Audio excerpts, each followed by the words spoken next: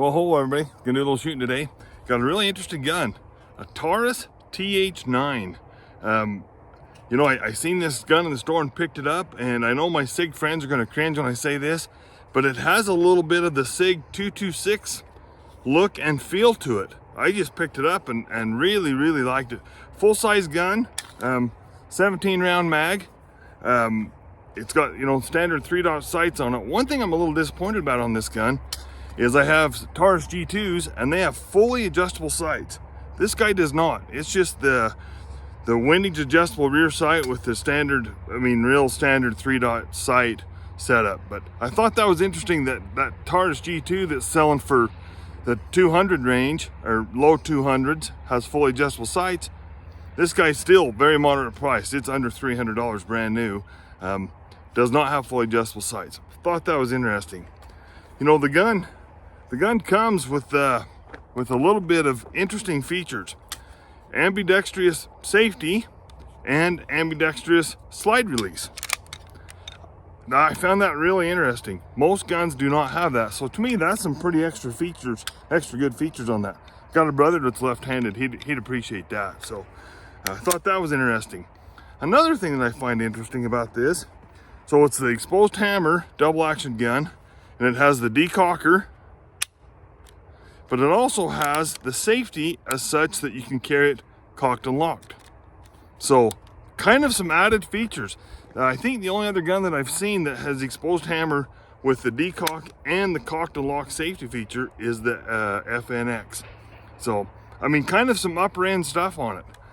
You know, Taurus has really come a long ways. I remember the first time I shot a Taurus, it was a Beretta 92 copy in about 1991. And I wasn't interested in the semi-auto handguns at that time, so I didn't take a second look at it. But Taurus to me has always been a budget-priced, budget-quality gun. I don't know if we can say that anymore. You know, I've talked about those G2s a little bit. They are super accurate for the cost. So I'm really interested to shoot. I've never owned a Taurus full-size gun, so I'm really interested on this. I'll show you what the ammo we're going to test today. Of course, our old standby, the Federal Red Box 115 grain FMJs, had good luck with these. A lot of the guns really like these. Here's another one we've shot before, the Freedom Munitions. This is the 135 grain round nose flat point. This is a plated bullet. Generally speaking, my 9s don't care for this. They function, they cycle. Just accuracy wise, you know me, I drive myself crazy chasing accuracy. These guys just aren't, generally speaking, have not been super accurate on most of the 9s. Just doing one of my hand-loaded ammunition today is the Zero brand hollow points. Had great luck with accuracy on these. So I'm hoping to see how this gun will do on it. So, all right, let's get to shooting. Well, the first one we're gonna do is the Zero brand, and then we'll do the Federal 115 and then the Freedom 135.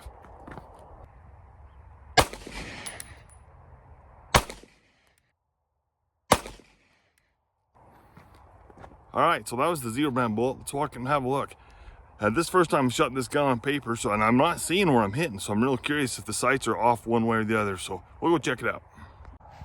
So the gun seems to be shooting high. I was actually aiming right here. Most of these guns have a pretty low, you know, like you take a 12 o'clock sight hold. So I was aiming there, and it looks like I hit. Here's 1, 2, 3. So I'm gonna mark those, and then I'm just gonna take a lower sight hold, maybe down into here, and see where we're at.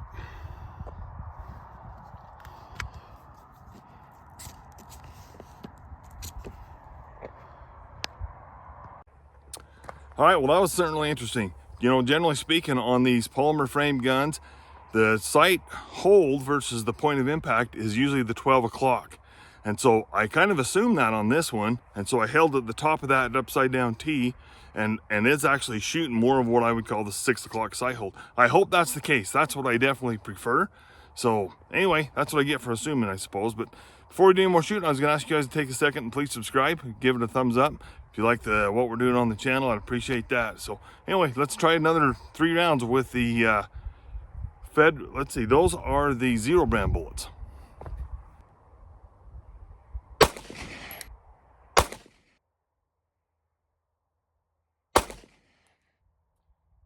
Alrighty, so that was 3 shots with the Zero. Now we're going to take 3 shots with the Federal 115 grain FMJ.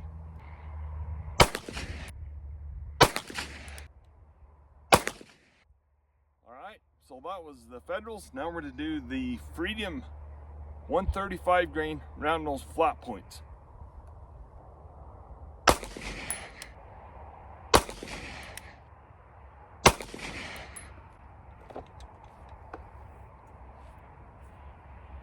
Slide held back the way it's supposed to, so that's great.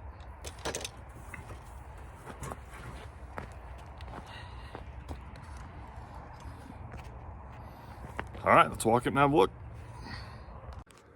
All right, guys, at the beginning of the video, I talked about the quality of Taurus is starting to really step up their game.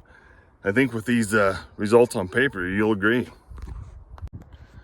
All right, so here's the Zero brand 115. 1, 2, 3.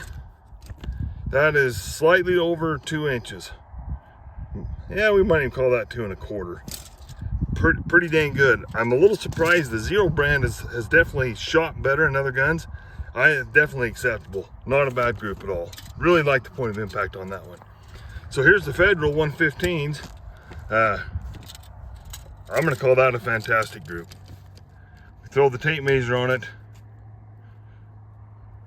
Hopefully you guys can see that. That is about a 1 inch group, maybe slightly over, not by much. We're splitting hairs on that. You know, I've had great luck with those Federal 115s. I got a SIG 320 that loves them.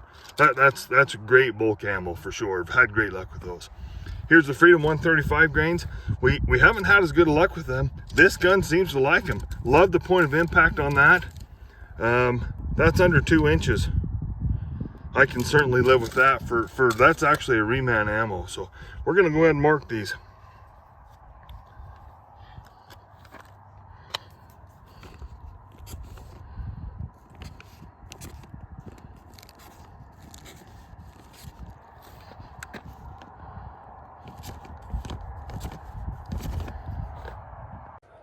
All right, well, I'm certainly happy with the results we got on paper on that. Hopefully you guys have been watching a little bit of the channel and seeing the SAR. I did several videos on that. I never could get that gun to produce those kind of results. I tried 5, 6 different types of ammo. It never did shoot as good as all 3 ammo did on this gun. It was about a 3 to 4 inch gun no matter what. I don't know if I ever got a group smaller than 3 inches. I shot 3 different types of ammo with this Taurus. The biggest one's 2 inches. I'm telling you, I am getting to be a bigger fan of Taurus. More I'm around them. Point of impact on every one of those ammo was right on. That's. I mean, even if I had fully adjustable sights, I wouldn't move them. So, other than shooting more paper, I'm pleased with that. I've got some targets, some steel silhouette targets down there. Got fresh coat of paint on them. I'm going to play around with just shooting offhand, just to see how this gun naturally points. So I'm going to do a couple 3-shot groups offhand, and we'll go see what it looks like on the steel.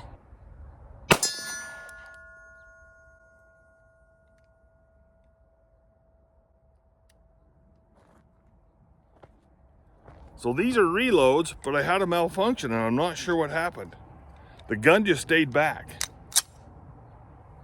Never had that happen before. That's interesting. We'll keep shooting to see if it does it again.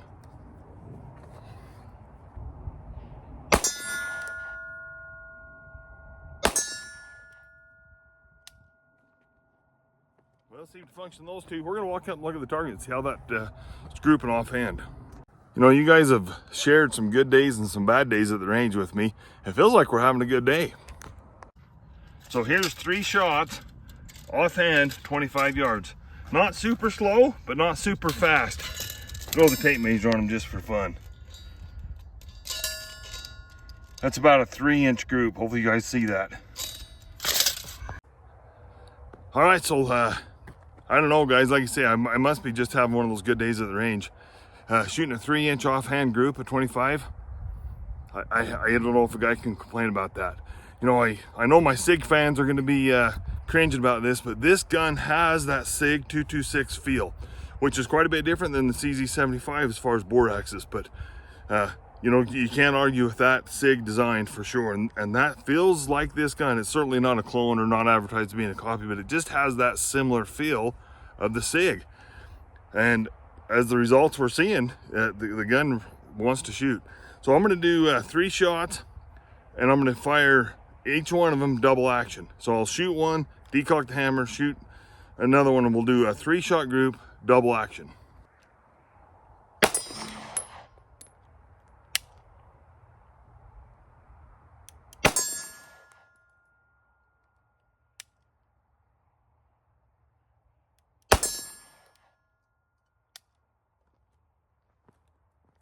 All right, let's walk up and have a look. All right, guys, I know I pulled the first one. When it went off, I knew it didn't feel good, and that was this first one up, or the first one was this one up here. The next 2 are down here.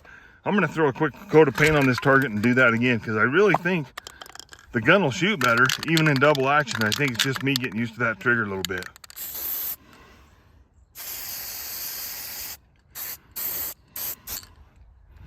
Here's our other target. We might as well paint it while we're here.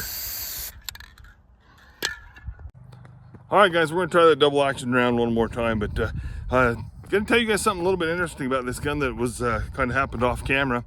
Is I've got some hand loads with some Hornady XTP bullets, and the slide wouldn't close on them.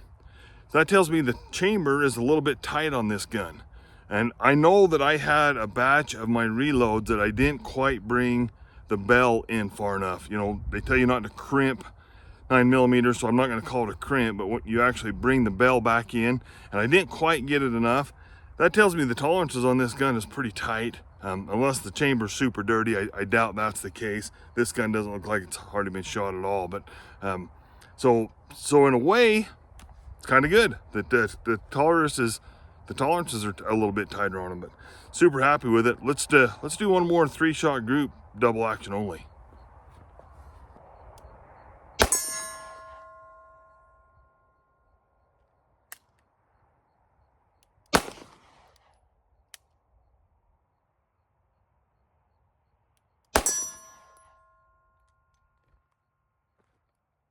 Well, my group got worse on that one. I actually missed one, but we'll walk up and show you anyway. All right, so there was the first one. There's I think I missed the second one. That was the third one. So I actually had a miss on it. All right, guys, I'm done monkeying around shooting groups for offhand or on paper. So I'm just gonna load the mag up fully. I always, I rarely do that. When I'm out just shooting, to load a 17-round mag, fully loaded with 17, I don't do that. But I like to do that on occasion just for function. I've heard sometimes that these guns fully loaded don't function as well as, like, you take a 17-round mag and put 15 rounds in it. So I like to do that once in a while. I actually have never done it with this gun. So she's fully loaded with 17. We're gonna dump the mag down range, see how it does.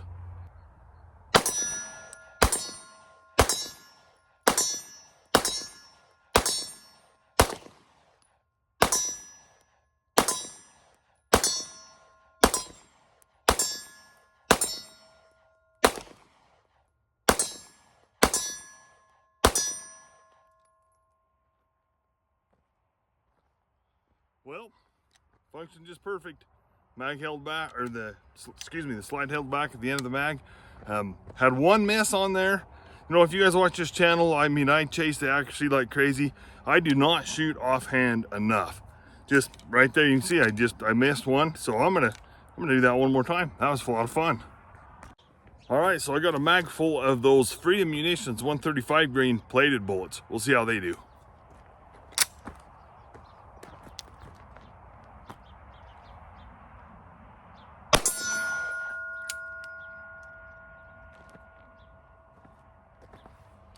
Not sure what happened there, but we got a malfunction.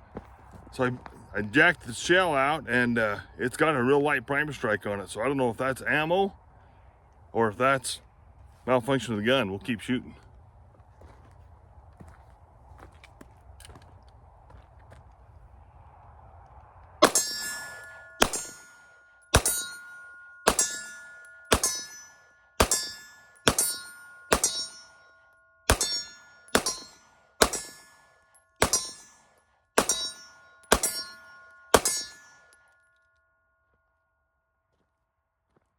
Well, I fed the rest of the mag just right, and it's just starting to rain, so I think we're going to wrap the video up for the day. I want to thank everybody for watching. Please subscribe if you haven't. Leave some comments if you have any experience with this. So far, I am happy as heck with this gun. Had one little malfunction with my hand load, so I'm not going to blame the gun for that. Not sure that was also a reman that gave me the trouble with that light primer strike. So anyway, the Federals fed really good. So yeah, I don't know. Super happy with the gun. Please leave some comments. Thanks for watching.